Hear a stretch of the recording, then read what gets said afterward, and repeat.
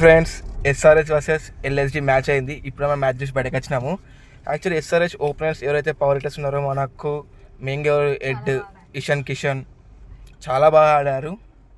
ఇక మన తోప్ అభిషేక్ శర్మ అయితే డక్అవుట్ అయిపోయాడు.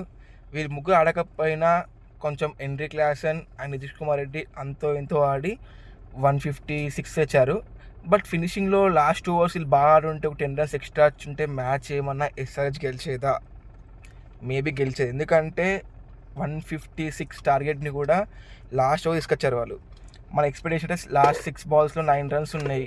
అక్కడ ఏమైనా చాయిస్ ఉందా అనుకుంటే లేదు, అక్కడ 4 కొట్టేశారు. సో మ్యాచ్ అనేది మనకు చేజారిపోయింది.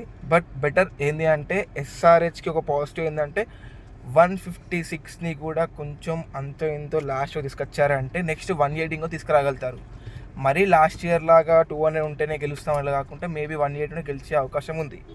అండ్ సెకండ్ మ్యాచ్కి వస్తే ఆర్సీబీ వర్సెస్ సిఎస్కే. దీన్ని క్లాష్ ఆఫ్ టైటాన్స్ అని చెప్పి, రైవల్రీ అని చెప్పి చాలా అంటారు.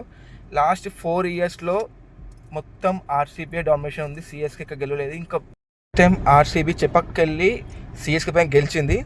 సో ఇదేమైనా కొంచెం ఈవెంట్ సేమ్ అయిందా అంటే చూడాల. ఎలాగో ఆర్సీబీ టాస్ ఓడిపోయింది యాజ్ యూజువల్లీ. సిఎస్కే గెలిచి బౌలింగ్ తీసుకుని చూద్దాం మ్యాచ్ ఎటు వెళ్తుందో సిఎస్కే ఆర్సీబీ. అది రేపు మాట్లాడుకుందాం రివ్యూ. బాయ్.